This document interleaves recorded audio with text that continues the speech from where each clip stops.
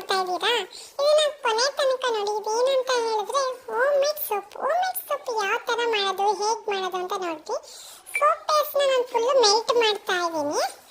Melt ಆಗೋಕ್ಕೆ ಇಟ್ಟಿದ್ದೀನಿ. So ಒಂದು 5 ಮಿನಿಟ್ಸ್ ಆದ್ರೆ ಸಾಕಾಗುತ್ತೆ. ಸ್ವಲ್ಪ ಇರೋದ್ರಿಂದ 1-2 ಮಿನಿಟ್ಸ್ ಆದ್ರೆ ನಡೆಯುತ್ತೆ. ಇದಕ್ಕೆ ಮಿಲ್ಕ್ ಯೂಸ್ ಮಾಡಿದ್ದೀನಿ. ಮಿಲ್ಕ್ ಮತ್ತೆ ರೋಸ್ ವಾಟರ್ ಇದೆಯಲ್ಲ, ರೋಸ್ ವಾಟರ್ ಯೂಸ್ ಮಾಡ್ತಾ ಇದ್ದೀನಿ. ಇದನ್ನೆಲ್ಲ ಮಿಶ್ರಣ ಮಾಡಿ ಕೊನೆಗೆ ಬರೋದು ಸೋಪ್. ಯಾವ್ಯಾವ ಹಾಕಿದ್ದೀನಿ ಇಂಗ್ರೀಡಿಯೆಂಟ್ಸ್ ಒಂದ್ಸರಿ ತೋರಿಸ್ತೀನಿ. ಮೆಲ್ಟ್ ಆಗೋದನ್ನ ಫುಲ್ಲು ನೋಡಿ ಯಾವ ಥರ ಮೆಲ್ಟ್ ಆಗ್ತಿದೆ ಅಂತ.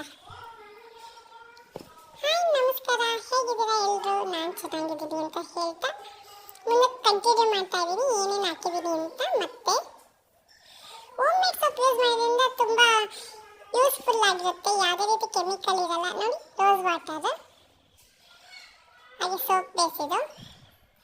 ಅದೇ ಮೆಲ್ಟ್ ಆಗಿರೋದು ಫುಲ್ಲು ತೋರಿಸ್ತಾ ಇದ್ದೀನಿ. ಮೆಲ್ಟ್ ಆಯಿತು. ಆಮೇಲೆ ನೆಕ್ಸ್ಟ್ ತೆಗೆದು ಮೋಲ್ಡ್ ಇರಲಿಲ್ಲ, ನಾನು ಈ ಥರದಲ್ಲಿ ಫುಲ್ಲು ಮಿಶ್ರಣ ಮಾಡಿದ್ದೀನಿ. ಲಾಸ್ಟಿಗೆ ರೆಡಿ ಆಗೋದೆ ಈ ಥರ ಸೋಪ್ ರೆಡಿ ಆಗುತ್ತೆ. Thank you.